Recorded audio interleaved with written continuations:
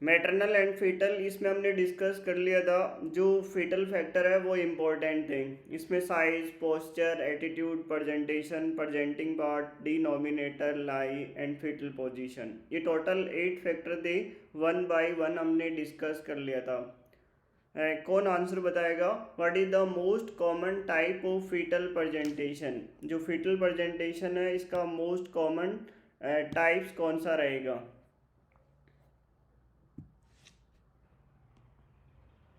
Anyone's, कौन answer बताएगा? जो फीटल प्रेजेंटेशन है इसका मोस्ट कॉमन टाइप हमने डिस्कस किए थे, 3 टाइप्स थे। सिपेलिक है, इसके अलावा पौडालिक था, शोल्डर था, मिक्स था। इनमें से जो मोस्ट कॉमन था, वेरी गुड, सिपेलिक। सिपेलिक के भी है ना प्रेजेंटिंग पार्ट हमने डिस्कस कर लिए थे, वर्टेक्स है, ब्रो है, पेस है। तो ये सारे हमने लास्ट क्लास में डिस्कस कर लिए थे। साइज के रिगार्डिंग हमने है ना, फीटस का वेट नॉर्मल होना चाहिए, ना मैक्रोसोमिया होना चाहिए और न ही माइक्रोसोमिया। इसके अलावा पोस्चर वेल प्लेक्स्ड पोस्चर होना चाहिए। लाई, ये भी हमने डिस्कस कर लिया था। Anyways, what is the most common type of fetal lie, कौन सा रहेगा? हाँ Preeti, Poonam, Sharika, what is the most common type of fetal lie? 3 types के थे जो हमने डिस्कस किए थे, लॉन्गिट्यूडनल, देन ट्रांसवर्स और तीसरा था ऑब्लिक। जो लॉन्गिट्यूडनल है वो सबसे मोस्ट कॉमन टाइप्स था, ये भी हमने डिस्कस कर लिया था। और इसके अलावा जो हमने डिस्कस किया था ट्रांसवर्स लाई, इसके अंदर मदर का एब्डोमन वाइड रहेगा और शॉर्ट रहेगा। देन इसके बाद में हमने डिस्कस किया था व्हाट इज़ द जो प्रेजेंटिंग, ये भी हमने कर लिया था। चलो आज हम डिस्कस करते हैं what is the stages of labour. जो लेबर की जो स्टेजेज है वो कौन कौन सी इसमें रहेगी।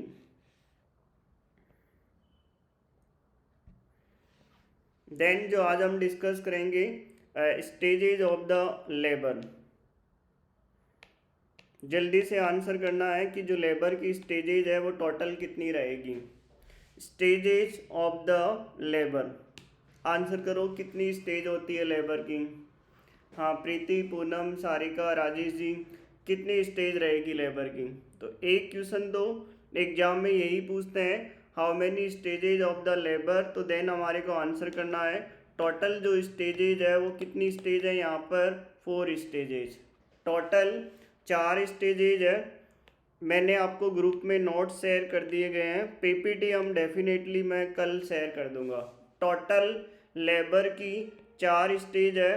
फर्स्ट स्टेज, दूसरी हो गई आपकी सेकंड स्टेज, तीसरा हो गया third stage and number fourth है फोर्थ स्टेज। अब जल्दी से आपको आंसर करना है, बताओ कौन सी स्टेज को हम ऑब्जर्वेशन स्टेज बोल रहे हैं, कौन सी स्टेज को हम बोल रहे हैं also observation stage.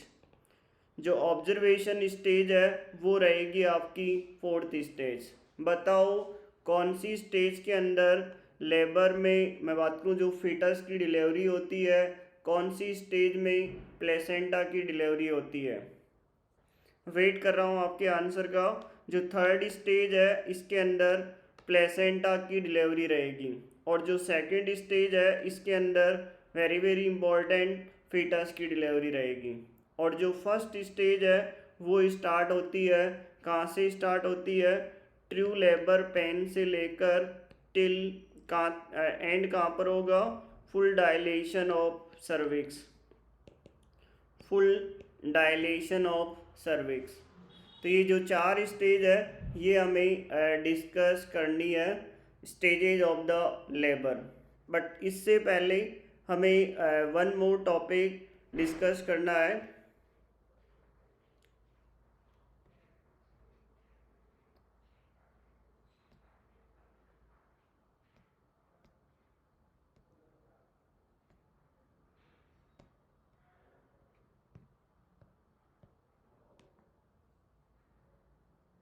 What is the causes of the labour, जो लेबर के जो कोज रहेंगे वो क्या क्या रहेंगे।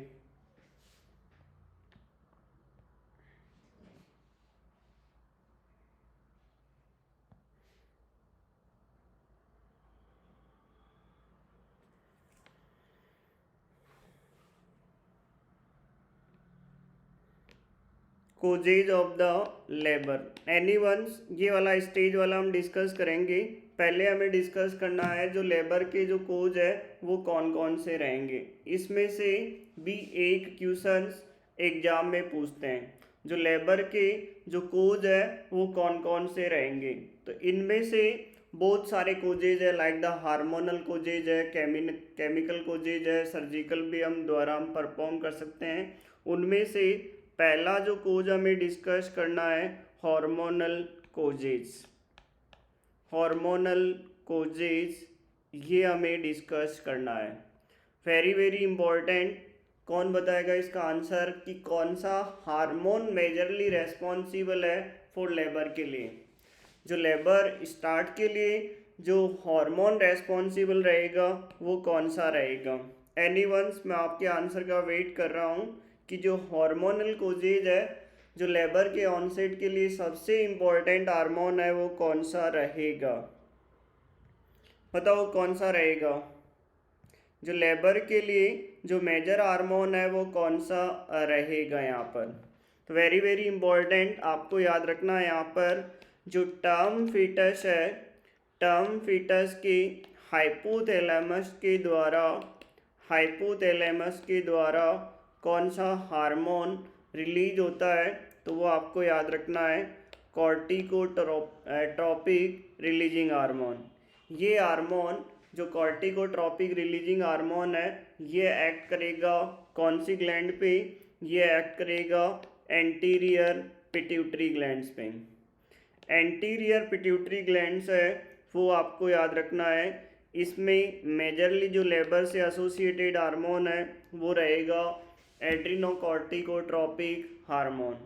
ये हार्मोन आपको ये भी याद रखना है जो ACTH हार्मोन है ये एक्ट करेगा एड्रिनल ग्लैंड्स पे।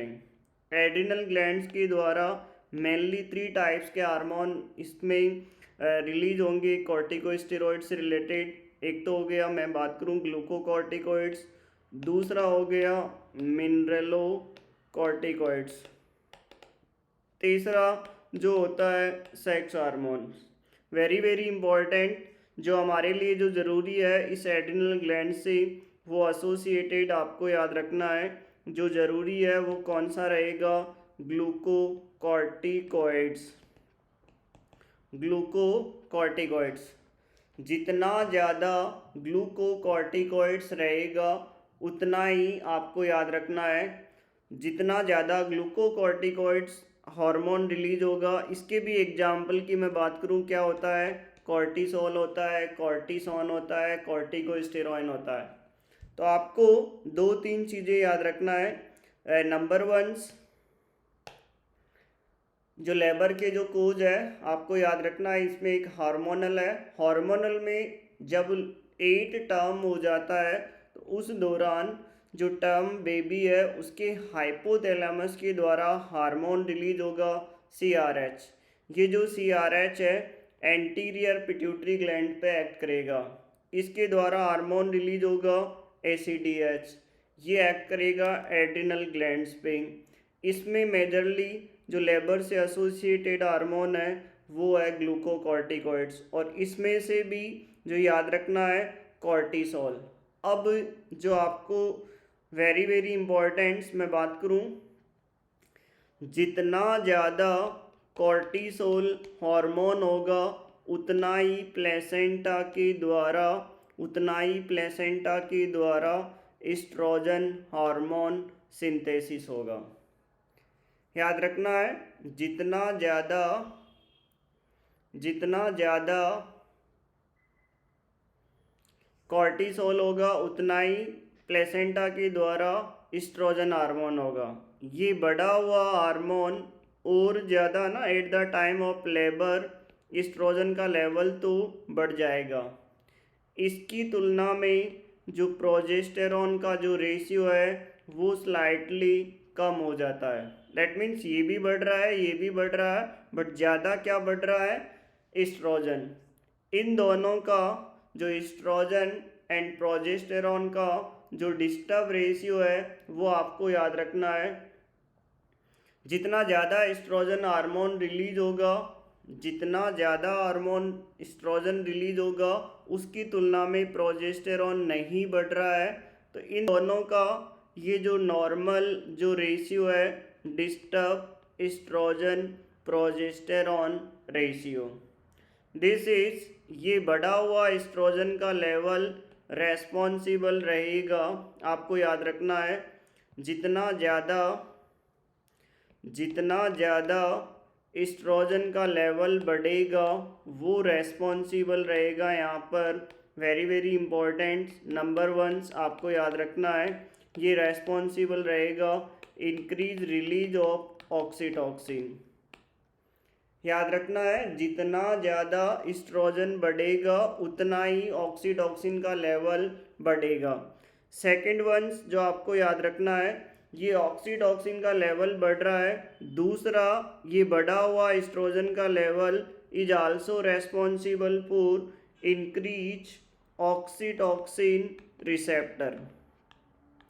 ये जो रिसेप्टर्स होते हैं यूट्रस के अंदर उसको लगभग ये 200 टाइम्स बढ़ा देता है। याद रखना है 200 गुना ऑक्सीटॉक्सिन रिसेप्टर्स बढ़ जाते हैं due to increase level of estrogen. तीसरा आपको याद रखना है ये बढ़ा हुआ estrogen is also responsible for increase prostaglandin. किसके लेवल को बढ़ाता है? Also prostaglandin. अब हमारे पास में ऑक्सीटॉक्सिन के रिसेप्टर भी बढ़ रहे हैं 200 गुना, ऑक्सीटॉक्सिन भी ज़्यादा है, प्रोस्टाग्लैंडिन भी ज़्यादा है, ये तीनों रेस्पॉन्सिबल रहेंगे फॉर यूटेराइन कॉन्ट्रैक्शन। ये तीनों जो रेस्पॉन्सिबल रहेंगे वो किसके लिए रेस्पॉन्सिबल रहेंगे? ये याद रखना है for the responsible of uterine contraction. और जितना ज़्यादा कॉन्ट्रैक्शन होगा उतना ही जो लेबर है वो क्या होगा? यहाँ पर ऑनसेट होगा। ये समझ में आ गया? तीन चीज़ें आपको याद रखना है जो अभी हमने डिस्कस किया है। नंबर वन, जो टर्म बेबी है उसके हाइपोथैलेमस के द्वारा कौन सा हार्मोन रिलीज हो रहा था? CRH। ये एक्ट कर रहा था कौन सी ग्लैंड पे? Anterior pituitary. यहाँ से ACTH adrenal glands, specially glucocorticoids, specially cortisol, और ये रेस्पॉन्सिबल था जितना ज़्यादा ग्लूकोकॉर्टिकॉइड्स या कॉर्टिसोल होगा उतना ही प्लेसेंटा के द्वारा कौन सा हार्मोन ज़्यादा सिक्रेशन होगा? 8 टर्म्स एस्ट्रोजन। याद रखना है प्रेगनेंसी में एस्ट्रोजन सबसे ज़्यादा 8 टर्म होगा, और ये बढ़ा हुआ एस्ट्रोजन प्रोजेस्टेरॉन की तुलना में बहुत ज़्यादा होगा, और ज़्यादा होगा तो इन दोनों का रेशियो डिस्टर्ब होगा। ये रेशियो डिस्टर्ब होने की वजह से ये तीन फाइंडिंग एसोसिएटेड रहेगी। एक तो ऑक्सीटॉक्सिन का लेवल बढ़ेगा, दूसरा 200 टाइम्स ऑक्सीटॉक्सिन रिसेप्टर्स बढ़ जाएंगे, और ये जितने ज़्यादा रिसेप्टर्स बढ़ेंगे उतना ही ऑक्सीटॉक्सिन अच्छे से वर्क करेगा। और ये बढ़ा हुआ एस्ट्रोजन का level is also responsible for increase prostaglandin, और जितना ज़्यादा ये प्रोस्टाग्लैंडिन सिक्रेशन होगा उतना ही फ्री कैल्शियम लेवल बढ़ेगा बॉडी में, और free calcium is responsible for uterine contraction. जो कैल्शियम है वो कॉन्ट्रैक्शन के लिए रेस्पॉन्सिबल होगा, और कॉन्ट्रैक्शन होगा तो जो लेबर है वो क्या होगा? यहाँ पर ऑनसेट होगा। तो this is the first one cause of the onset of labour. आ गया समझ में? तो आपको इसमें ज़्यादा कुछ याद नहीं रखना है, सिर्फ एंड सिर्फ ये तीन कोच याद रखना है।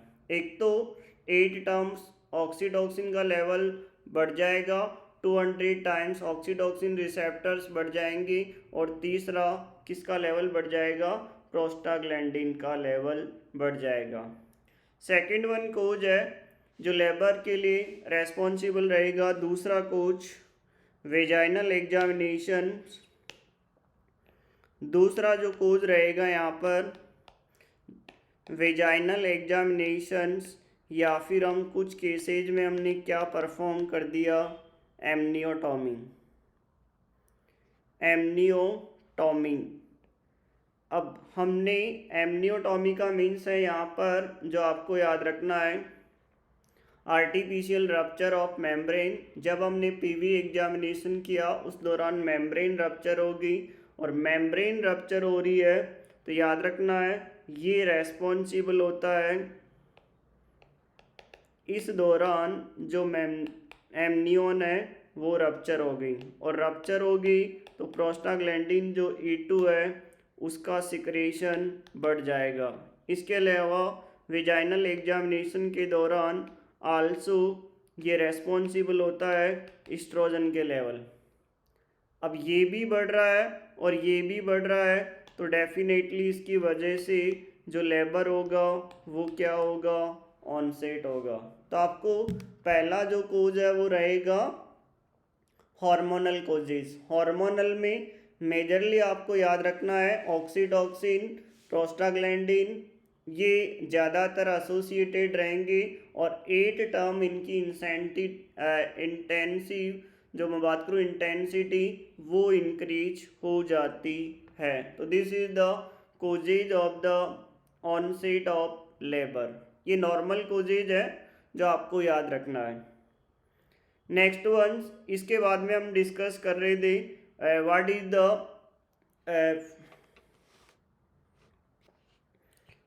The stages of the labour. ये वाला टॉपिक हम डिस्कस कर रहे थे, स्टेजेज ऑफ लेबर। लेबर की टोटल 4 स्टेज थी, इनमें से कौन बताएगा फर्स्ट स्टेज ऑफ लेबर के बारे में। फर्स्ट स्टेज ऑफ लेबर, यहाँ से भी एग्जाम में 1 या 2 क्वेश्चंस पूछते हैं। फर्स्ट स्टेज ऑफ लेबर क्या रहेगा इसमें, एनीवंस क्या। फर्स्ट स्टेज ऑफ लेबर की 4 स्टेज होती है, first, second, third and fourth. First stage of labour, पहला क्वेश्चन तो यही पूछते हैं, ये जो स्टार्टिंग होगी बताओ कहाँ से कहाँ तक होगी, स्टार्ट और एंड्स। एक क्वेश्चन तो यहीं से पूछते हैं। दूसरा क्वेश्चन इसका ड्यूरेशन कितना होता है। तीसरा क्वेश्चन इसकी सब स्टेज क्या होती है और इसमें क्या देखने को मिलेगा। ये 4 क्वेश्चन इससे एसोसिएटेड रहेगी। तो जो फर्स्ट स्टेज ऑफ लेबर है जल्दी से आंसर करो, बताओ इसका स्टार्टिंग कहाँ से होगा। First stage of labour started, कहाँ से स्टार्ट होगा, याद रखना है जो फर्स्ट स्टेज ऑफ लेबर है इसका स्टार्टिंग जो होगा ट्रू लेबर पेन से होगा। स्टार्टिंग जो होगा वो कहाँ से होगा, ट्रू लेबर पेन से होगा, और जो एंड होगा वो कब होगा वो आपको बताना है, full dilation of cervix. Full dilation of cervix, इसके अंदर सर्विक्स का इन्वॉल्वमेंट हो रहा है, इसलिए जो फर्स्ट स्टेज है सम टाइम इसे आल्सो सर्वाइकल स्टेज के नाम से भी बोलते हैं। याद रखना है इसका जो स्टार्टिंग हो रहा है वो हो रहा है ट्रू लेबर पेन से, और जो एंड हो रहा है वो हो रहा फुल डायलेशन ऑफ सर्विक्स से हो रहा है। वेरी वेरी इंपॉर्टेंट जो आपको याद रखना है। दूसरा important question, what is the duration of normal labour. जो फर्स्ट स्टेज का जो ड्यूरेशन है वो कितना रहेगा। Duration of first stage of labour, मैं वेट कर रहा हूँ आपके आंसर का, प्राइमरी में कितना होगा और मल्टी में कितना होगा। प्राइमरी पैरा में कितना स्टेज होगा और मल्टी पैरा में कितना स्टेज रहेगा। जल्दी से आंसर करो क्या रहेगा। प्रीति, पूनम, रवीना जी जल्दी से आंसर करो, जो इसका ड्यूरेशन रहेगा वो कितना रहेगा first stage of labour in primary para और इन मल्टी पैरा, क्या आंसर रहेगा।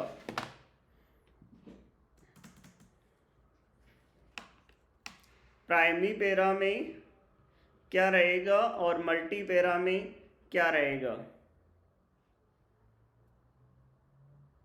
चलो, जो प्राइमरी पैरा है उसका जो ड्यूरेशन होता है वो रहेगा आपका 12 to 16 आवर्स, 12 to 16 आवर्स, और मल्टी पैरा का जो ड्यूरेशन रहेगा 6 to 8 आवर्स। प्राइमरी में रहेगा 12 से 16 और मल्टी में रहेगा 6 to 8 आवर्स। अगला क्वेश्चन जो आपको याद रखना है, जो फर्स्ट स्टेज ऑफ लेबर होती है, जो फर्स्ट स्टेज ऑफ लेबर होती है, इसके अंदर हमने एक चीज़ डिस्कस कर रहा था। जो मैं बात करूँ इसका ना, स्टार्टिंग कहाँ से हो रहा है, ट्रू लेबर पेन से, और एंड कहाँ पर हो रहा है, फुल डायलेशन ऑफ सर्विक्स। तो इसमें वेरी वेरी इम्पॉर्टेंट जो लेबर की फर्स्ट स्टेज होती है, इसमें जो सर्विक्स का डायलेशन होता है, ओके कोई नहीं पूनम जी, है ना, जब स्टार्टिंग से हम ऑफलाइन में करेंगे तब और अच्छे से हो जाएगा। कोई नहीं, बट बाकी ऑप्स में जो लेबर है ऑब्स्टेट्रिक के अंदर आपने अच्छे से नहीं किया तो कोई बात नहीं, हम कोशिश करेंगे, है ना, 1 by 1 करने की। चलो बाकी आंसर करो। जो लेबर की जो फर्स्ट स्टेज है उसमें जो सर्विक्स का जो डायलेशन होता है वो किस रेट से होता है, ये भी एग्जाम में पूछते हैं। वेरी वेरी इंपॉर्टेंट, जो सर्विक्स का डायलेशन होता है in case of primary para and in case of multi para. जो फर्स्ट 3 सेंटीमीटर जो डायलेट होगा, याद रखना है, पहला जो 3 सेंटीमीटर डायलेशन होगा किसके अंदर, प्राइमरी पैरा में, वो तो रहेगा 0.5 सेंटीमीटर पर आवर, और मल्टी के अंदर ये रेट होती है 1 सेंटीमीटर पर आवर। एक क्वेश्चन तो यहीं से पूछते हैं। दूसरा क्वेश्चन जो आपको याद रखना है, आफ्टर 3 सेंटीमीटर सर्विक्स डायलेट होने के बाद में, जैसे मैं बात करूं, पहला जो 3 सेंटीमीटर डायलेशन होगा वो तो इस रेट से होगा। सर्विक्स का जो मैक्सिमम जो डायलेशन होता है वो कितना होता है, 10 सेंटीमीटर। अब इस 10 में से स्टार्टिंग के जो 3 होंगे वो तो इस रेट से होगा, और आफ्टर 3 सेंटीमीटर डायलेट होने के बाद में आपको याद रखना है ये जो सर्विक्स है, ये डायलेट होने की जो स्टेज है ये बढ़कर हो जाती है 1 सेंटीमीटर पर आवर 3 सेंटीमीटर के बाद में, और मल्टी में ये स्टेट हो जाएगी 1.5 सेंटीमीटर पर आवर। याद रखना है, ये भी एग्ज़ाम में पूछते हैं, ये भी एग्ज़ाम में पूछते हैं कि यहाँ से जो इम्पोर्टेंट व्यू की मैं बात करूँ, फर्स्ट स्टेज ऑफ लेबर, इसमें जो सर्विक्स जो डायलेट हो रहा है प्राइमरी पैरा में रहेगा 0.5 सेंटीमीटर पर आवर्स, और मल्टी में रहेगा 1 सेंटीमीटर पर आवर्स। 3 सेंटीमीटर के बाद में ये रेट बढ़कर कितनी हो जाती है, एक क्वेश्चन एग्जाम में यहाँ से पूछते हैं। आ गया समझ में। तो पहले तो जो आपको याद रखना है, सर्विक्स का जो डायलेशन होगा वो कितना होगा, टाइम ड्यूरेशन कितना होता है। दूसरा क्वेश्चन, फुल डायलेशन या मैक्सिमम डायलेशन ऑफ सर्विक्स कितना होता है, 10 सेंटीमीटर। एनीवन, जो नेक्स्ट मैं बात करूं आपसे, बताओ फर्स्ट स्टेज ऑफ लेबर में टोटल कितनी सब स्टेज होती है, सब stages of first stage of labour कितना रहेगा। यहाँ पर जो लेबर में जो सब स्टेज रहेगी उसकी टोटल 3 सब स्टेज होती है, यह याद रखना है। फर्स्ट स्टेज ऑफ लेबर में टोटल 3 फेज होती है। नंबर 1 जो आपको याद रखना है, लेटेंट फेज। सेकंड वन जो याद रखना है, एक्टिव फेज। और तीसरा जो आपको याद रखना है, ट्रांजिशनल फेज। ये टोटल 3 फेज होती है फर्स्ट स्टेज ऑफ लेबर की। याद रखना है LAT, लेटेंट एक्टिव ट्रांजिशन। यहाँ से भी एग्जाम में 1 क्वेश्चन पूछते हैं कि इस फेज का लेटेंट का कितना ड्यूरेशन होगा, एक्टिव का कितना होगा, ट्रांजिशन का कितना होगा, कौन सी फेज में मदर एंजियस रहेगी, कौन सी फेज में बहुत ज़्यादा पेन होगा, कौन सी फेज में यूटेराइन कॉन्ट्रैक्शन कब रिपीट हो रहे हैं। तो ये 4-5 क्वेश्चन इसके रिगार्डिंग बार बार पूछते हैं एग्जाम में। तो एनीवंस कौन बताएगा कि जो लेटेंट फेज है, चलो है ना, मैं आपको कंपैरिजन करके बताता हूँ। एक तो हमने डिस्कस करना है कौन सी फेज, लेटेंट फेज। इन सब में आपको 3 चीज़ें याद रखना है। एक तो इनका ड्यूरेशन, सेकंड वन याद रखना है सर्वाइकल डायलेशन कितना होगा, तीसरा जो आपको याद रखना है जो यूटेराइन कॉन्ट्रैक्शन है वो कब रिपीट होंगे। नंबर 4 जो मदर की जो स्टेटस है वो क्या रहेगी। ये 4 चीज़ें हर फेज में आपको याद रखना है। तो जल्दी से आपको बताना है जो लेटेंट फेज है, इस फेज में सर्विक्स का डायलेशन कितना होगा, लेटेंट में ज़्यादा होगा या एक्टिव में ज़्यादा होगा या ट्रांजिशन में होगा। आंसर बताओ किस में ज़्यादा रहेगा। ये 3 फेज थे, लेटेंट, एक्टिव और तीसरा है ट्रांजिशन फेज। कौन से फेज में सर्विक्स का डायलेशन ज़्यादा रहेगा। तो जी हाँ, जैसे जैसे ये स्टेज बढ़ेगी सर्वाइकल डायलेशन भी बढ़ेगा। तो जो स्टार्टिंग की जो फेज है लेटेंट फेज, इसके अंदर सर्विक्स का डायलेशन होगा 0 से 3 सेंटीमीटर डायलेशन होगा। अगला क्वेश्चन जो आपको याद रखना है, ये जो लेटेंट फेज है इसका जो ड्यूरेशन होगा वो लगभग रहेगा 8 to 10 आवर्स। इसका जो ड्यूरेशन है वो रहेगा 8 to 10 hours. Very very important, जो यूटेराइन कॉन्ट्रैक्शन है वो रिपीट होंगे इसके अंदर एवरी 15 to 30 मिनट्स में। कब रिपीट होंगे इसमें, एवरी 15 to 30 मिनट्स में। एंड ये भी आपको याद रखना है कितने टाइम्स के लिए रहेंगे। And remains for 15 to 30 seconds. 15 से 30 सेकंड के लिए ये प्रेजेंट्स रहेंगे और 15 से 30 मिनट के लिए ये रहेंगे। याद रखना है दोनों ही इम्पोर्टेंट है कि जो लेटेंट फेज है इस फेज के अंदर जो यूटेराइन कॉन्ट्रैक्शन है हर 15 से 30 मिनट में रिपीट होंगे और कितनी देर के लिए रहेंगे, 15 से 30 सेकंड्स के लिए। इतनी ज़्यादा इसमें कॉन्ट्रैक्शन नहीं हो रहा है तो जो मदर है इस फेज के अंदर आसानी से आराम से अपने रिलेटिव से या स्टाफ से बात कर सकती है। तो मदर क्या रहेगी यहाँ पर, टॉक एक्टिव रहेगी। This is the first phase of first stage. आ गया समझ में। ये 4 चीज़ें याद रखना है, ड्यूरेशन, डायलेशन, कॉन्ट्रैक्शन और मदर का स्टेटस। पहली फेज में duration 8 to 10 hours, cervical dilatation 0 से 3 सेंटीमीटर और कॉन्ट्रैक्शन रिपीट होंगे 15 से 3 मिनट्स। और कितनी देर के लिए रहेंगे, 15 से 30 सेकंड्स के लिए। मदर इसके अंदर टॉक एक्टिव रहेगी। This is the latent phase. Next ones वही सेम सेकेंड वंस जो हमें डिस्कस करना है दूसरी फेज, और वो कौन सी रहेगी, एक्टिव फेज।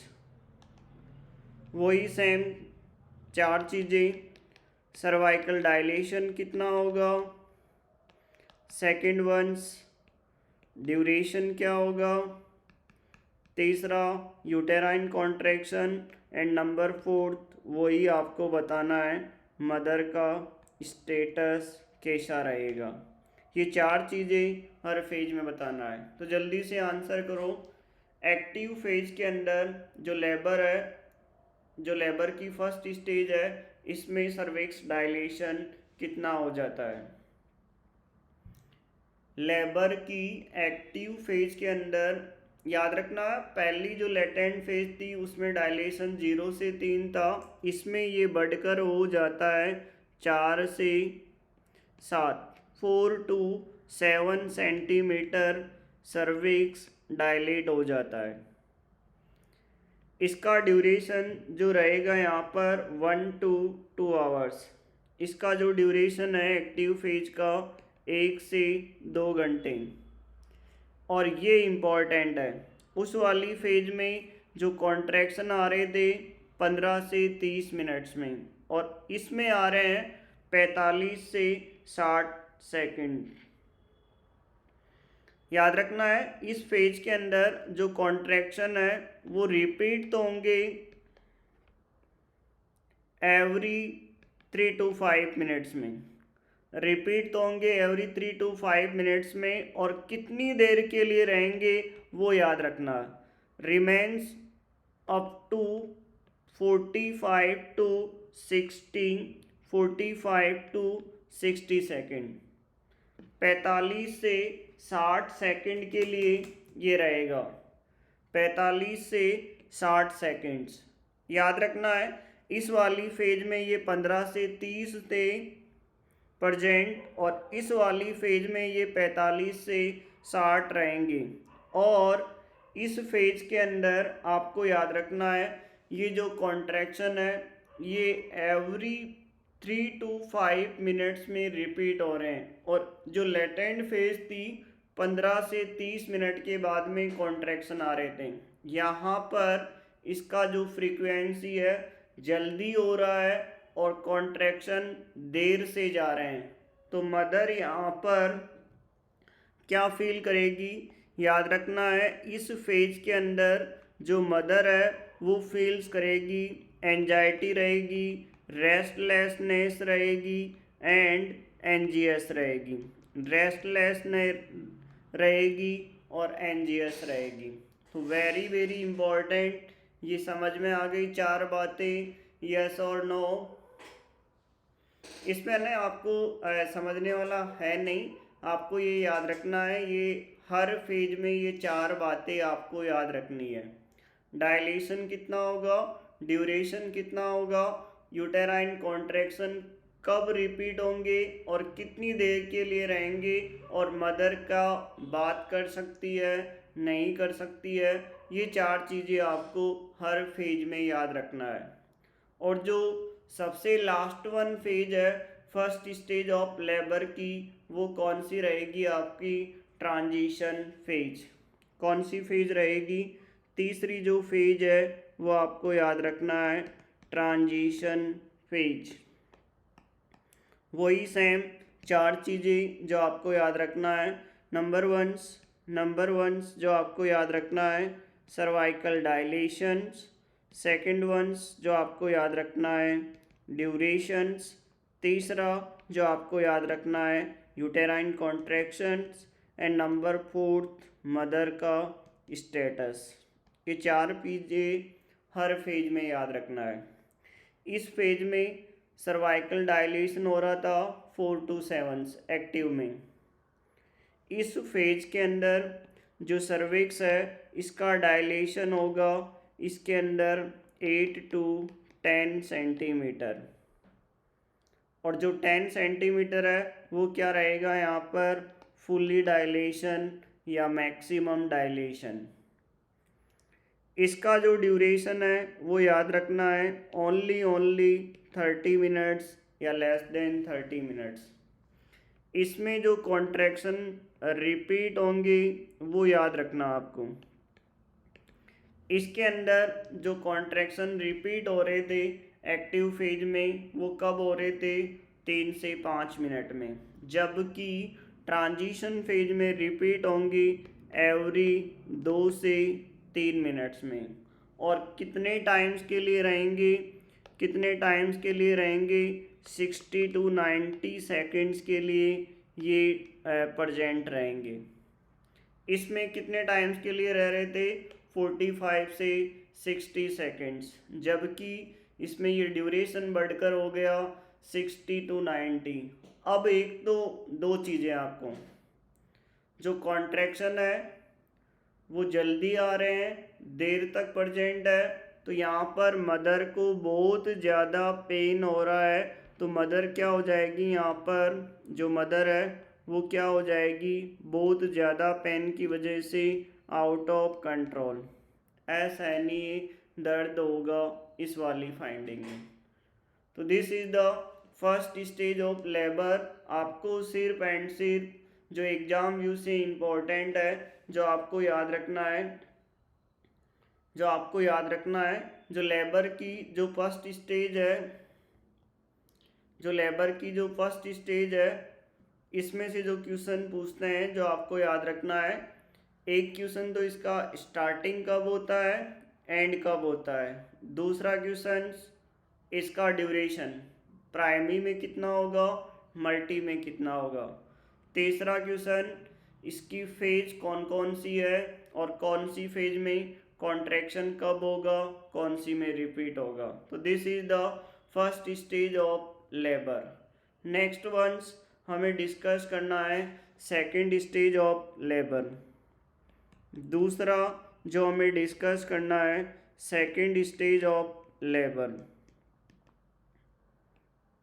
वही सेम कहानी, पहला question second stage of labour का स्टार्टिंग कब होगा, एंड कब होगा, ड्यूरेशन कब होगा और क्या देखने को मिलेगा।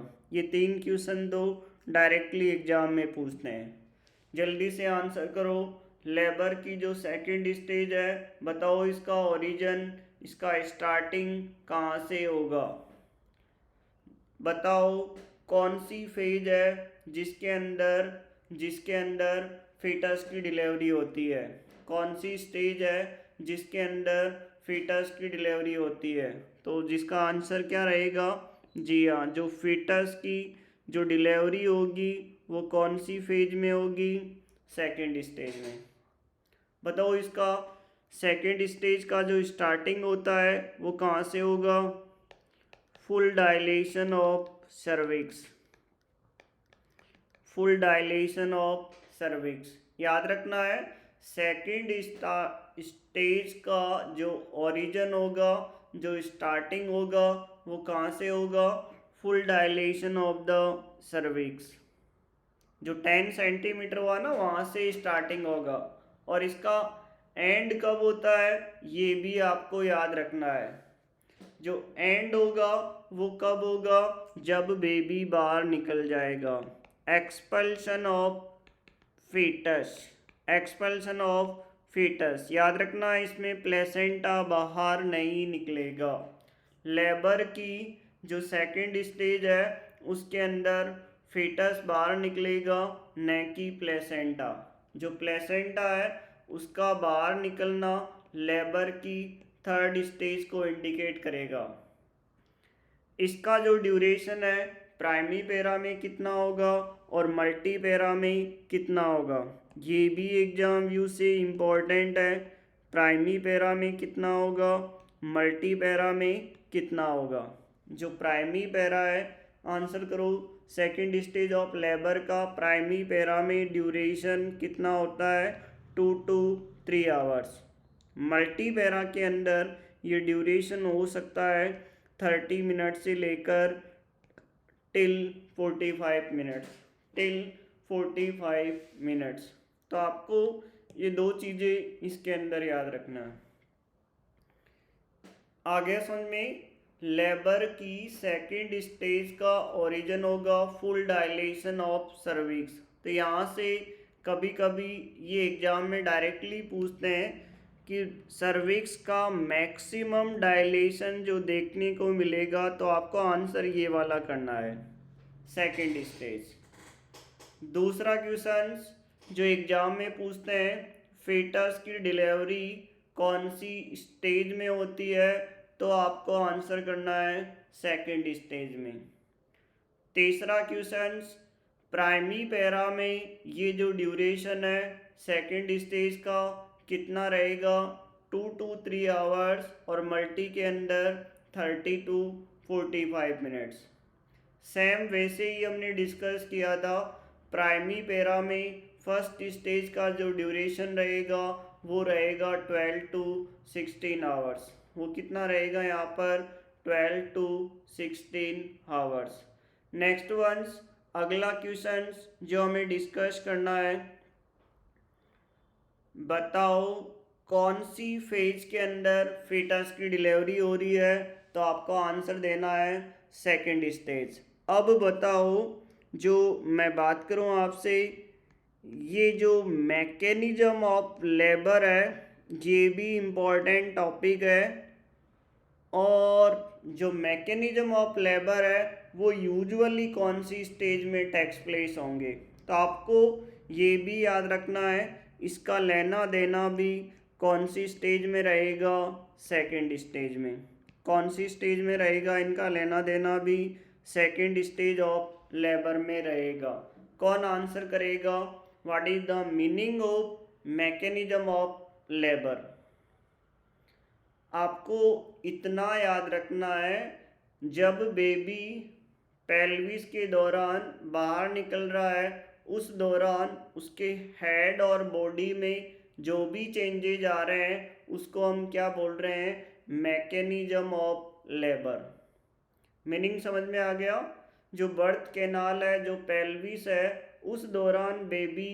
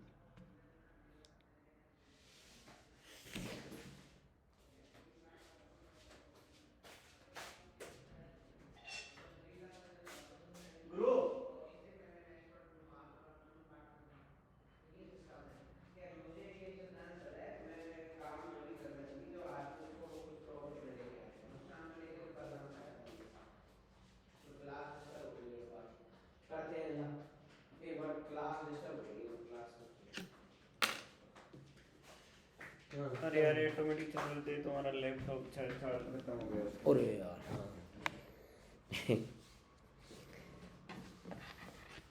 यार ये चीजें पहले देखना पड़ती है।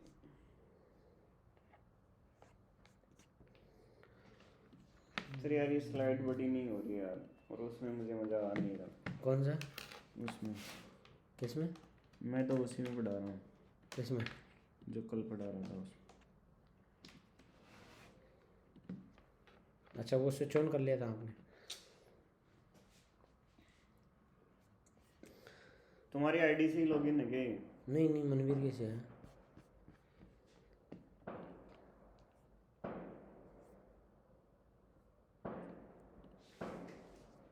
मजा यार, फ्लो टूट जाता है यार एक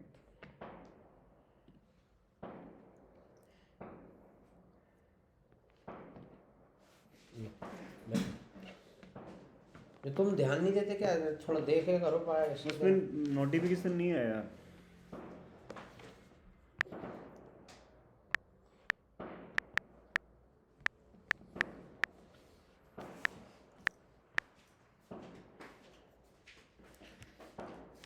हो गई क्या दिन? हो गए वो तो। हो गया।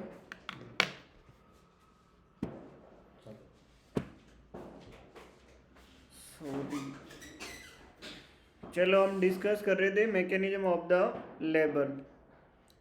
ये भी है ना, आपको याद रखना है, लेबर की सेकंड स्टेज में आता है, और इसके अंदर जो इम्पोर्टेंट है इसकी डेफिनेशन और कौन सी स्टेज कब आती है कब नहीं आती है। तो वेरी वेरी इम्पोर्टेंट, जो मैकेनिज्म ऑफ लेबर है इसकी डेफिनेशन क्या रहेगी आपको याद रखना है।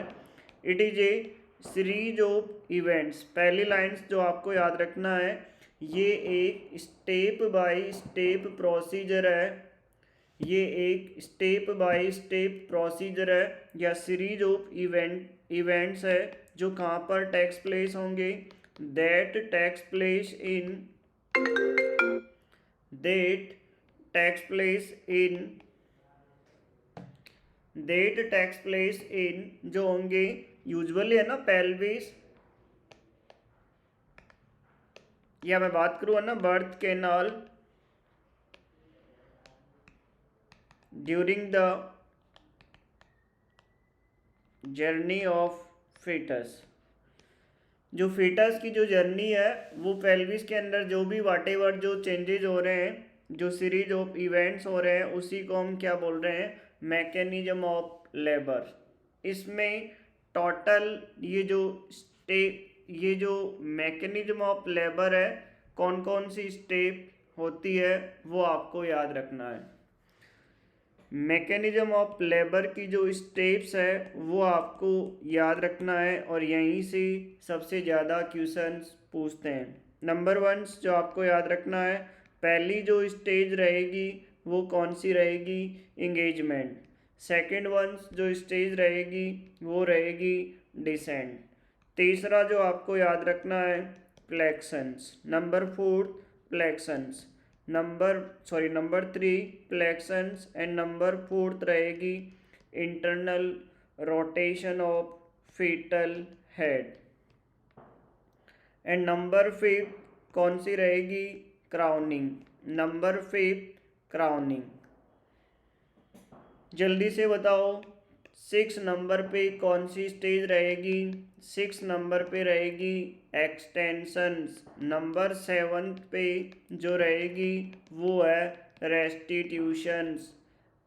नंबर 8 पे जो रहेगी वो रहेगी external rotation of fetal head, external rotation of fetal head.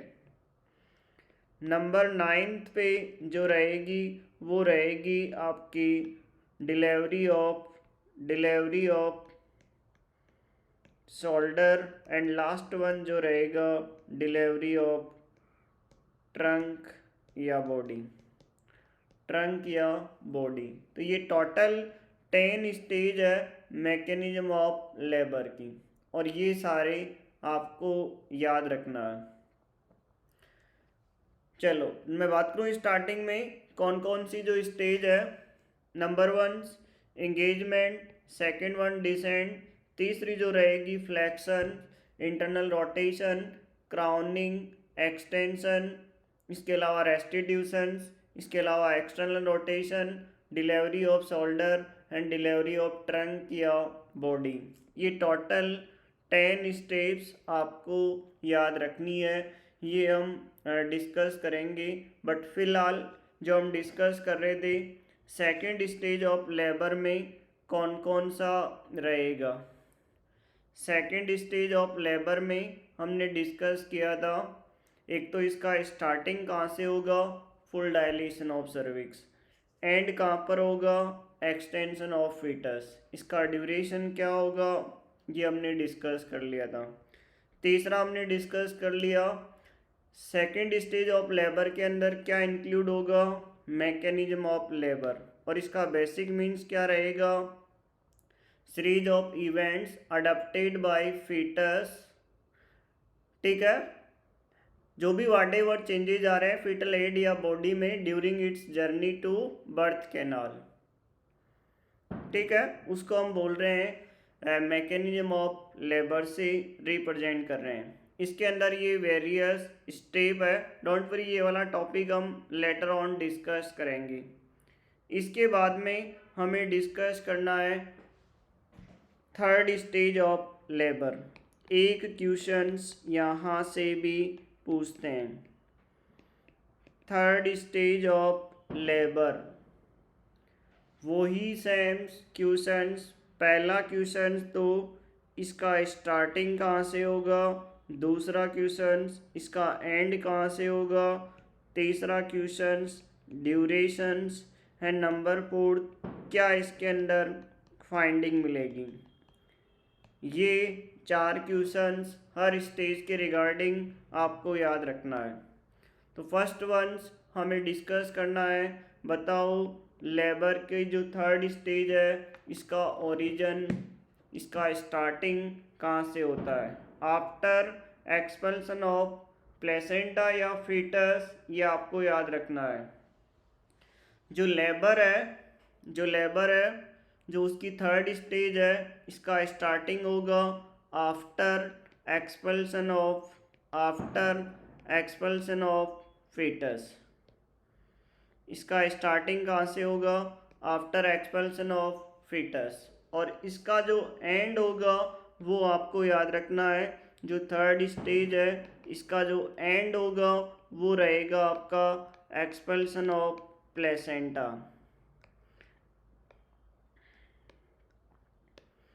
Expulsion of placenta, ये याद रखना इम्पॉर्टेंट है।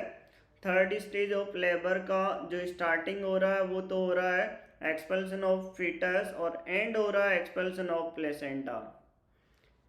लेबर की थर्ड स्टेज का ड्यूरेशन चाहे प्राइमी पैरा हो चाहे मल्टी पैरा हो, चाहे प्राइमी पैरा हो या मल्टी पैरा हो, इनका जो ड्यूरेशन है वो होता है, वो रहेगा आपका लगभग कितना रहेगा, विद इन 30 मिनट्स। 30 मिनट के अंदर इसकी डिलीवरी हो जाती है प्लेसेंटा की। मोस्ट ऑफ द केसेस के अंदर जो डिलीवरी होती है प्लेसेंटा की within 5 minutes after expulsion of fetus. 5 minute के अंदर मोस्ट ऑफ द लगभग 95% केसेज में ये फाइंडिंग मिल जाएगी। तो आपको ये 3-4 चीज़ें तो ये याद रखना है। इसका जो नॉर्मल ड्यूरेशन है चाहे प्राइमरी पैरा हो चाहे मल्टी पैरा हो 15 से 30 सेकेंड हाईएस्ट है। अगर 30 सेकेंड्स या उससे ज़्यादा टाइम ड्यूरेशन में भी प्लेसेंटा बाहर नहीं निकल रहा है तो हम उसको बोलेंगे रिटेंड प्लेसेंटा। क्या बोलेंगे उसे, रिटेंड प्लेसेंटा। 1 क्वेश्चन यहाँ से भी एग्जाम में पूछते हैं जो आपको याद रखना है। मैं बात करूँ आपसे, जो थर्ड स्टेज ऑफ लेबर है, अगर प्लेसेंटा कितने टाइम में बाहर नहीं आया, if placenta does not expelled out does not expelled out of 30 minutes या मोर, 30 मिनट या उससे ज़्यादा टाइम में भी प्लेसेंटा बाहर नहीं आ रहा है, उस केस में हम बोलेंगे, उस केस में हम क्या बोलेंगे, उसे रिटेन्ड प्लेसेंटा, उसे क्या बोलेंगे हम, रिटेन्ड प्लेसेंटा। तो एक क्वेश्चंस यहाँ से भी बार बार एग्जाम में पूछते हैं। एक तो इसका नॉर्मल ड्यूरेशन क्या रहेगा, 30 मिनट से कम, दैट मीन्स हाईएस्ट 15 से 20 मिनट। मोस्ट ऑफ द ना याद रखना है 95% केसेज में प्लेसेंटा की डिलीवरी हो जाती है 5 मिनट के अंदर अंदर।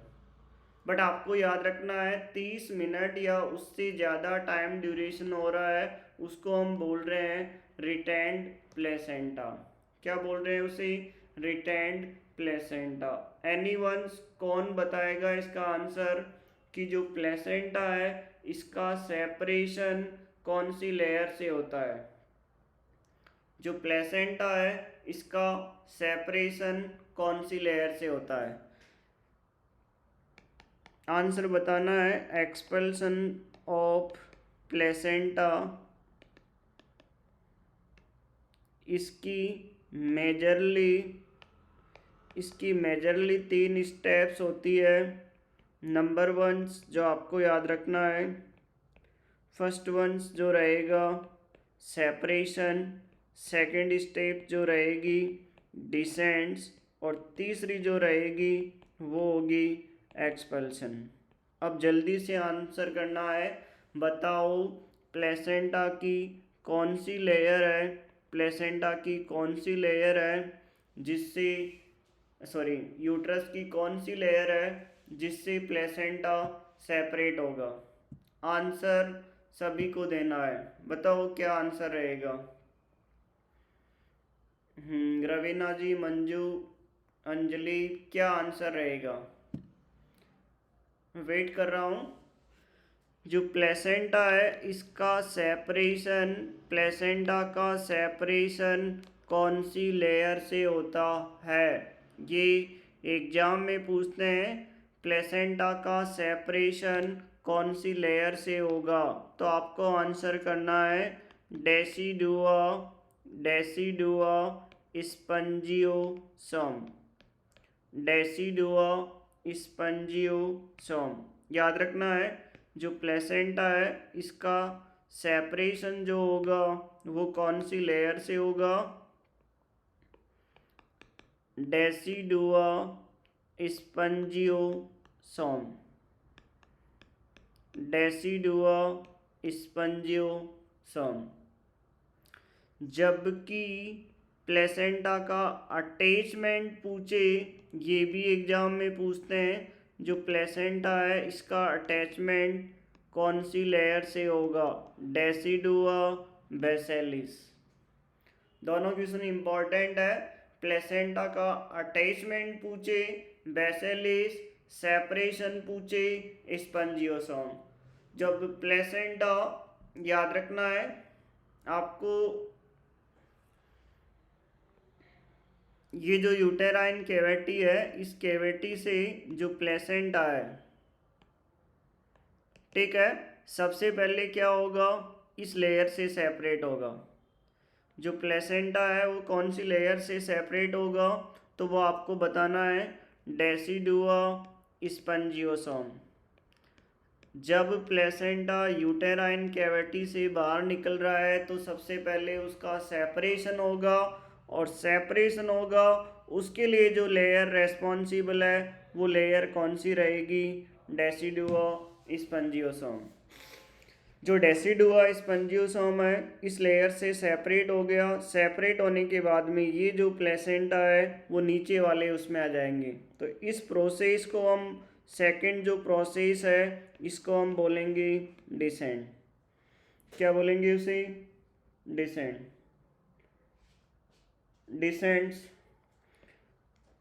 पहले सेपरेट हुआ देन डिसेंट हुआ, उसके बाद में तीसरी ये फेज हो जाएगी जिसमें ये प्लेसेंटा बाहर निकल जाएगा।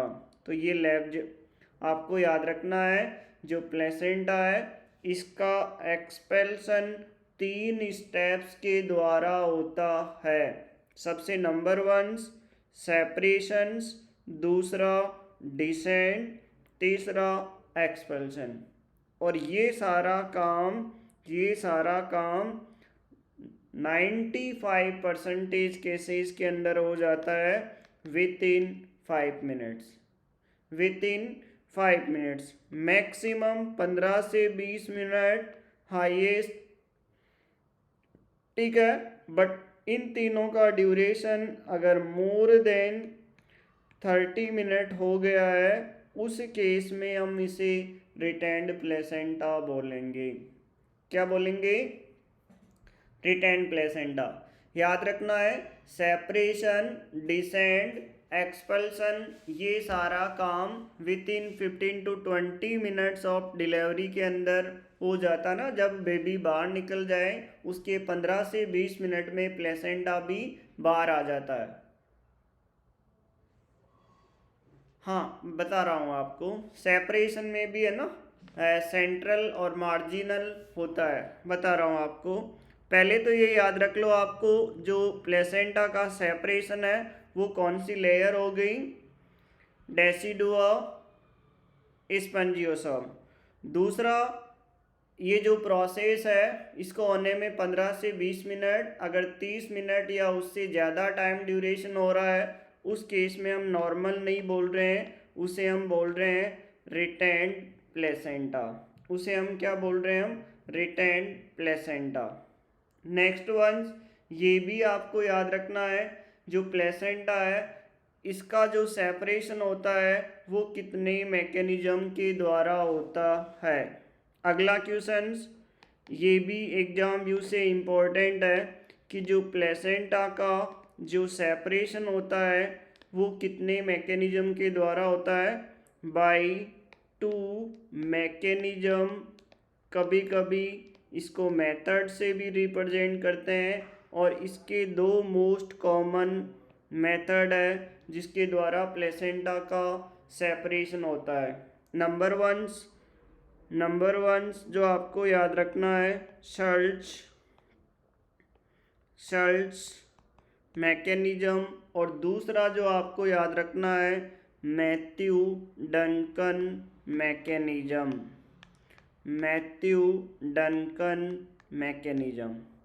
प्लेसेंटा का सेपरेशन 2 मेथड्स के द्वारा होता है। नंबर 1 जो आपको याद रखना है शल्ट्स मैकेनिज्म, दूसरा जो आपको याद रखना है मैथ्यू डंकन मैकेनिज्म। जो शल्ट्स मैकेनिज्म होता है वो मोर कॉमन मेथड होता है प्लेसेंटा सेपरेशन का। तो एक क्वेश्चन तो एग्जाम में यही पूछते हैं, बताओ कौन सा मेथड है जो सबसे कॉमन होता है प्लेसेंटा के सेपरेशन के लिए? तो आपको आंसर करना है शल्ट्स मैकेनिज्म। अब क्या होता है इस शल्ट्स मैकेनिज्म के अंदर? इस शल्ट्स मैकेनिज्म के अंदर क्या देखने को मिलेगा? तो आपको याद रखना है, इस वाले मैकेनिज्म में ये जो प्लेसेंटा है इसका सेंटर वाला पार्ट पहले सेपरेट होगा। इस मैकेनिज्म के अंदर सेंटर वाला पार्ट पहले सेपरेट होगा, और देन कौन सा पार्ट सेपरेट होगा? देन पेरीफेरी पार्ट सेपरेट होगा। ये दोनों क्वेश्चन इंपॉर्टेंट है। शल्ट्स मैकेनिज्म में प्लेसेंटा का सेंटर वाला पार्ट पहले सेपरेट होगा, देन पेरीफेरी वाला होगा। अगर प्लेसेंटा का सेंटर वाला पार्ट पहले सेपरेट हो रहा है तो डेफिनेटली वेजाइना के अंदर मोस्टली जो सरफेस विजिबल होगा वो कौन सा विजिबल होगा? फीटल सरफेस पहले विजिबल होगा। कौन सा होगा? Fetal surface. याद रखना है, जो प्लेसेंटा हाउस के 2 सरफेस है, एक तो फीटल सरफेस और एक होता है मैटरनल सरफेस। जिससे अम्बिलाइकल कोड अटैच है उसको हम बोल रहे हैं फेटल सरफेस, और जो पीछे वाला हिस्सा उसको हम बोल रहे हैं मैटरनल सरफेस। तो याद रखना है ये जो सर्ट्स मैकेनिज्म है, this is the more common method of separation of placenta. इसमें सेंटर वाला पार्ट पहले सेपरेट होगा और देन पेरीफेरी। वेजाइना के अंदर इस वाले पार्ट में, इस वाले पार्ट्स में, इस वाले मैकेनिज्म में कौन सा सरफेस पहले विजिबल होगा, तो आपको आंसर करना है फीटल सरफेस। तो ये वाला समझ में आ गया। सर्ट्स मैकेनिज्म मोर कॉमन होता है। मैथ्यू डनकन आपको याद रखना है ये always always less common method है for the separation of placenta. इसके जस्ट अपोजिट याद रखना है, सर्ट्स मैकेनिज्म के जस्ट अपोजिट इसमें फाइंडिंग मिलेगी। तो दूसरा हमें डिस्कस करना है Matthews Duncan mechanism. Matthews Duncan mechanism, इसमें वही कहानी याद रखना है। इस वाले मैकेनिज्म में जल्दी से आंसर करो, जो प्लेसेंटा है इसका सेपरेशन, जो मैथ्यू डनकन जो मैकेनिज्म है इस वाले में जो प्लेसेंटा है इसका सेपरेशन बताओ, इसमें प्लेसेंटा का कौन सा वाला हिस्सा पहले सेपरेट होगा। तो आपको बताना है इसके अंदर कि सबसे पहले इस वाले मैकेनिज्म में पेरीफेरी वाला पार्ट फर्स्ट सेपरेट होगा, देन कौन सा पार्ट सेपरेट होगा, देन सेंटर पार्ट। जबकि सर्ट्स मैकेनिज्म में पहले कौन सा हो रहा था, सेंटर वाला। नेक्स्ट वंस वेजाइना के अंदर अब सेंटर वाला बाद में हो रहा है, तो वेजाइना के अंदर प्लेसेंटा का कौन सा सरफेस पहले विजिबल होगा, तो आपको आंसर करना है कि मैटरनल सरफेस फर्स्ट विजिबल होगा। जो मैटरनल सरफेस है वो फर्स्ट विजिबल होगा। This is the mechanism of separation of the placenta. आगे समझ में ये दो तीन चीज़ें हैं जो नॉर्मली हम डिस्कस कर रहे थे third stage of the labour. अभी हमने डिस्कस किया जो लेबर की जो थर्ड स्टेज है इसका ओरिजिन तो कहाँ से हो रहा है, एक्सपल्सन ऑफ प्लेसेंटा एंड हो रहा है, सॉरी ओरिजिन हो रहा है एक्सपल्सन ऑफ फीटस एंड हो रहा है expulsion of placenta. With in 5 minute में प्लेसेंटा की डिलीवरी हो जाती है। प्लेसेंटा का जो एक्सपल्सन है वो कितनी स्टेप्स के द्वारा हो रहा है, 3, सेपरेशन, डिसेंड, एक्सपल्सन। ये सेपरेशन वाला इम्पोर्टेंट है। एक तो कौन सी लेयर रेस्पॉन्सिबल है, स्पंजियोसोम। दूसरा मैकेनिज्म वाला इम्पोर्टेंट है। तीसरा आपको जो याद रखना है रिटेंड प्लेसेंटा। 1 क्वेश्चंस यहाँ से भी एग्जाम में पूछते हैं। फर्स्ट वंस ये तो हो गया ना नॉर्मली प्लेसेंटा जिसका एक्सपल्सन 3 मेथड थे, सेपरेशन, डिसेंड, एक्सपल्सन। अब बात करते हैं रिटेंड प्लेसेंटा।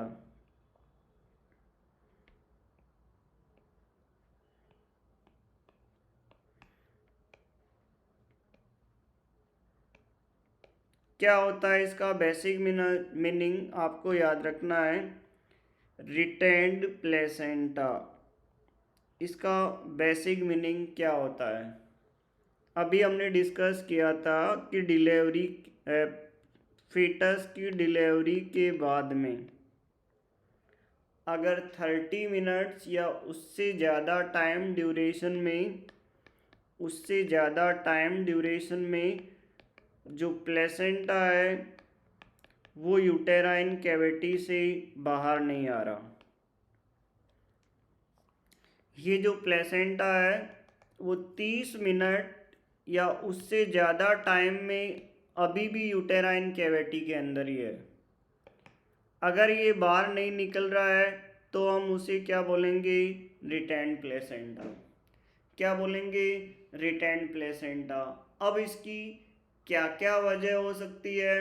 सपोज करो कुछ केसेज में ये जो प्लेसेंटा है इस कैविटी से, है ना, जो लेयर है इस लेयर से अभी भी चिपका हुआ डिलीवरी के बाद में भी, नॉर्मली ये अलग हो जाता है और बाहर निकल जाता है।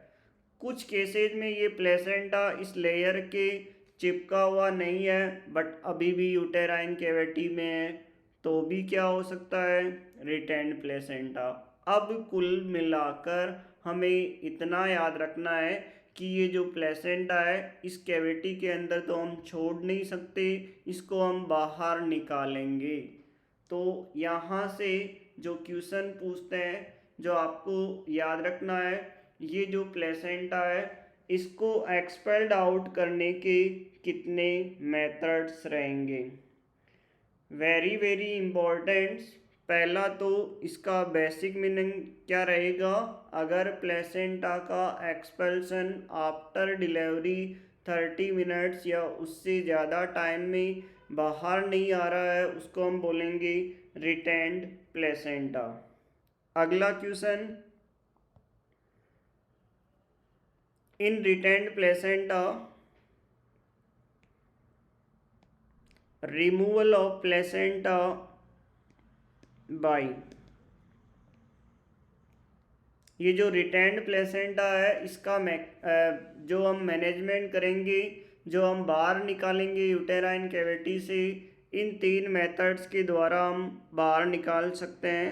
नंबर 1 जो आपको याद रखना है, पहला जो रहेगा फंडल प्रेशर, दूसरा जो आपको याद रखना है controlled code traction, controlled code traction, तीसरा जो आपको याद रखना है manual removal of placenta under general anaesthesia. In 3 methods के द्वारा हम मैनेजमेंट करेंगे, हम एक्सपेल्ड आउट करेंगे। किसको एक्सपेल्ड आउट करेंगे हम, रिटेन्ड प्लेसेंटा। जो बाहर नहीं निकल रहा है उसको हम बाहर निकालेंगे, या तो फंडल प्रेशर अप्लाई करके, या फिर दूसरा मेथड है कंट्रोल्ड कोड ट्रैक्शन, और तीसरा है manual removal of placenta under general anaesthesia. ये 3 मेथड है जिनके द्वारा हम प्लेसेंटा को एक्सपेल्ड आउट करेंगे। कौन कौन से हो गए,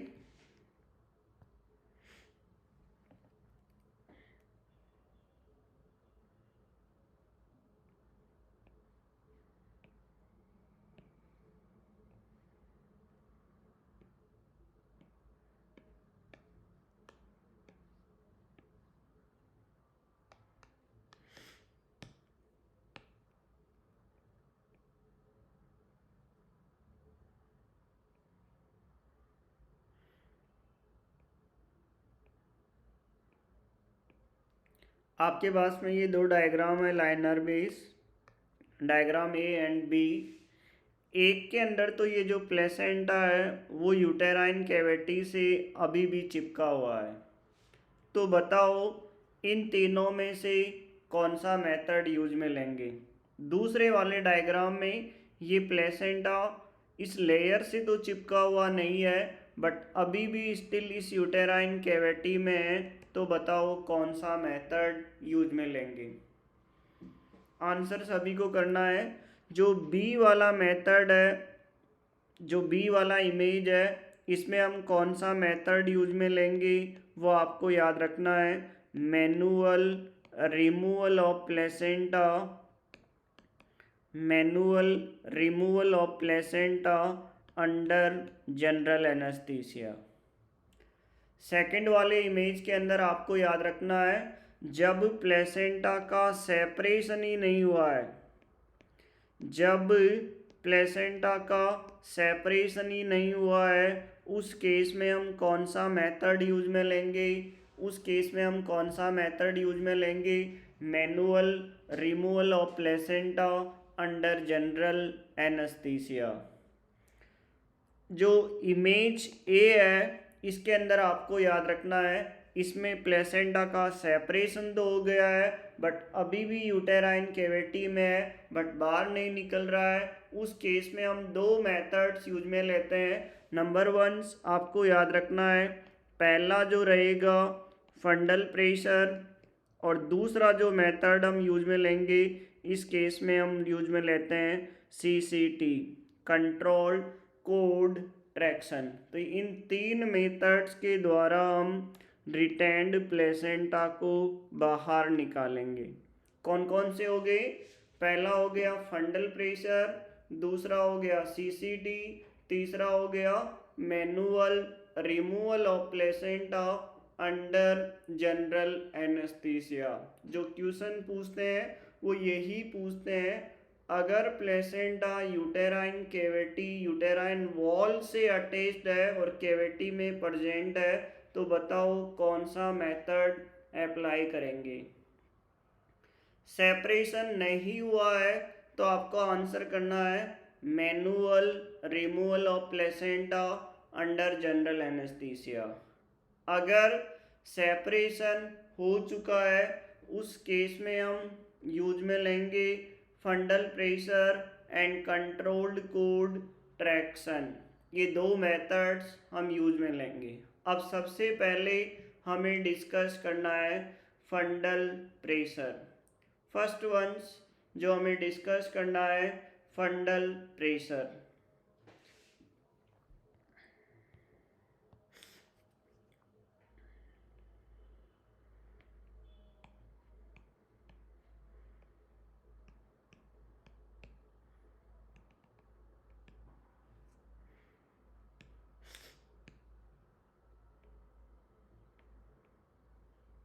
याद रखना है पहला मेथड्स जो हमें डिस्कस करना है फंडल प्रेशर। आपको इसके अंदर जो इम्पोर्टेंट है वेरी वेरी इम्पोर्टेंट जो आपको याद रखना है, इसमें प्लेसेंटा का सेपरेशन होना चाहिए, पहला क्राइटेरिया। अगर सेपरेशन हो गया है तभी अप्लाई करना है। तो वेरी वेरी इम्पोर्टेंट फंडल प्रेशर, नाम में ही आंसर है, इसके अंदर हम प्रेशर अप्लाई करेंगे और कौन से वाले हिस्से पे अप्लाई करेंगे? हम फंडस वाले।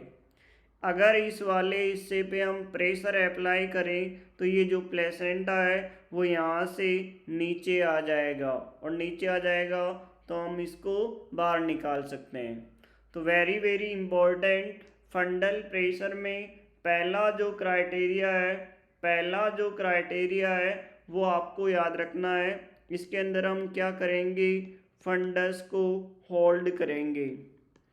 फंडस को क्या करेंगे? इसमें होल्ड करेंगे। और जो प्रेशर है वो कैसे लगाएंगे? अप्लाई जो प्रेशर करेंगे वो आपको याद रखना है डाउनवर्ड्स मैनर में एंड बैकवर्ड्स मैनर में, नीचे की तरफ और हल्का सा पीछे की तरफ। डाउनवर्ड्स एंड बैकवर्ड्स मैनर में हम प्रेशर अप्लाई करेंगे।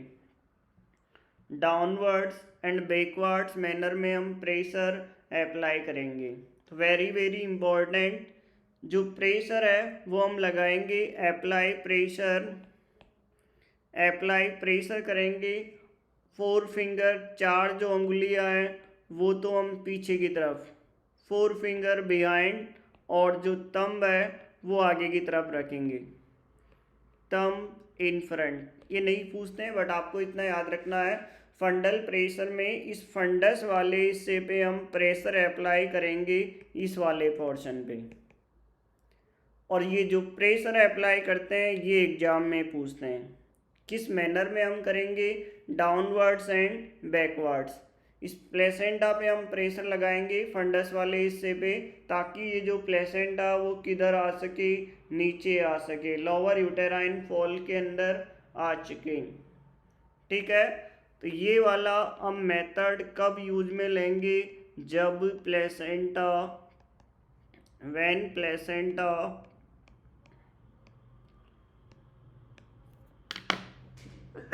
सॉरी क्या हो चुका हो, separated.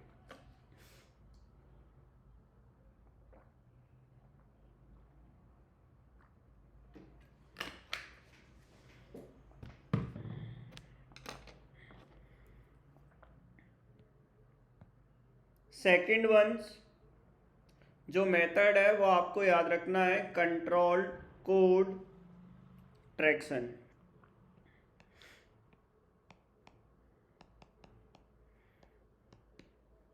Control code traction, CCT।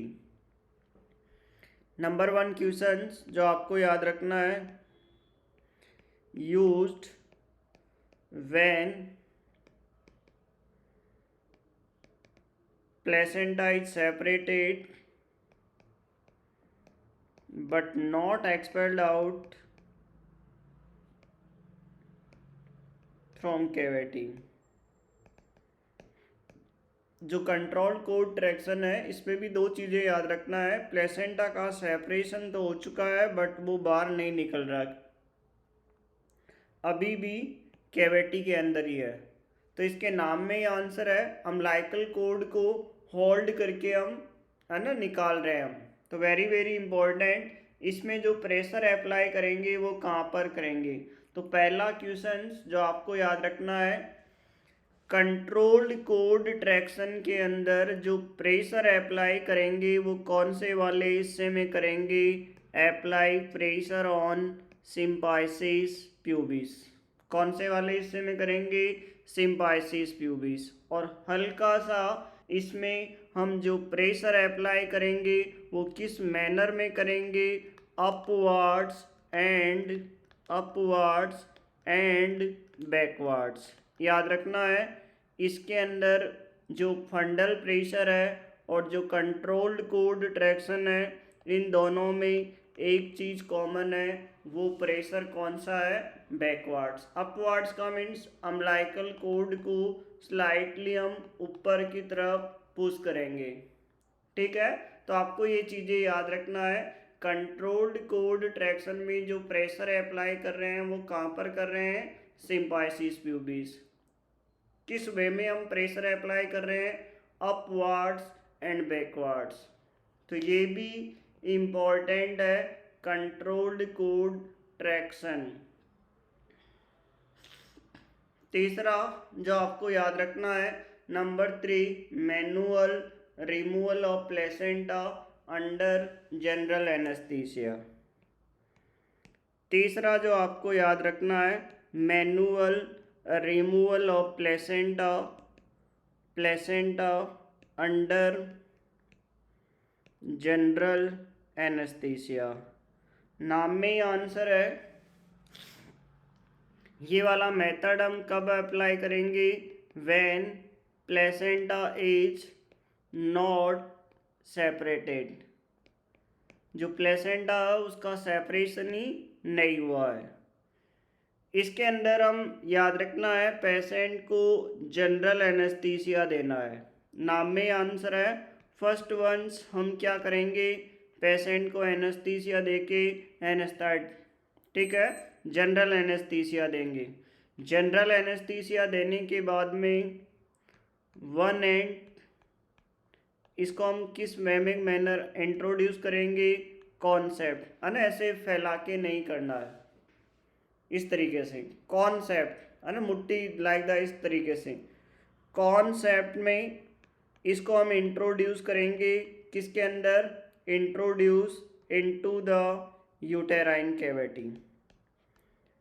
Simple सा आपको याद रखना है, जनरल एनेस्थीसिया दिया और देने के बाद में जो वन एंड है उसको हम इंट्रोड्यूस करेंगे, किसके अंदर इंट्रोड्यूस करेंगे, यूटेराइन कैविटी। यूटेराइन कैविटी में ना कौन से, और जितना जल्दी हो सके प्लेसेंटा के मार्जिन तक पहुंचना है। याद रखना है, जितना जल्दी हो सके प्लेसेंटा के कॉन्सेप्ट मैनर में हमने इंट्रोड्यूस किया, इंट्रोड्यूस करने के बाद में हम कहाँ तक जाएंगे, प्लेसेंटा के मार्जिन तक जाएंगे। मार्जिन में जाने के बाद में हम क्या करेंगे, मार्जिन में जाने के बाद में हम क्या करेंगे, जो फिंगर है उस फिंगर से हम स्लाइस मूवमेंट में हम क्या करेंगे, सेपरेट करेंगे। सेपरेट कर दिया, प्लेसेंटा हट गया वहाँ से, उसको हम क्या कर लेंगे, रिमूव कर लेंगे। अब जैसे ही प्लेसेंटा सेपरेट हो गया है तो डेफिनेटली ब्लीडिंग होगी। इस ब्लीडिंग को कंट्रोल करने के लिए आजकल ओनली हम क्या दे रहे हैं, ऑक्सीटॉक्सिन इंजेक्शन। पहले ये मिल जाते होंगे इर्गोमेट्रिन एंड मिथार्जिन, ठीक है, बट आजकल जो प्रैक्टिसेज हम यूज में ले रहे हैं वो कौन सा ले रहे हैं, ऑक्सीटॉक्सिन। आपको सिर्फ एंड सिर्फ इतना याद रखना है, इस वाले मेथड में पहले पेशेंट को जनरल एनेस्थीसिया देंगे। जनरल एनेस्थीसिया देने के बाद में ये जो प्लेसेंटा है इसका सेपरेशन नहीं हुआ है तो आपको सबसे पहले क्या करना है, इस प्लेसेंटा को सेपरेट करेंगे। इसके लिए हम क्या करेंगे, ये जो हमारा हैंड है इसको हम इंट्रोड्यूस करेंगे। इंट्रोड्यूस करने के इसके है ना, यहाँ मार्जिन तक जाएंगे। मार्जिन तक जाने के बाद में इसको हम फिंगर से क्या करेंगे, स्लाइस मूवमेंट में इसको है ना हम सेपरेट कर रहे हैं, ठीक है। सीजरिंग जो मूवमेंट है कैंची की तरह वैसे सेपरेट करेंगे।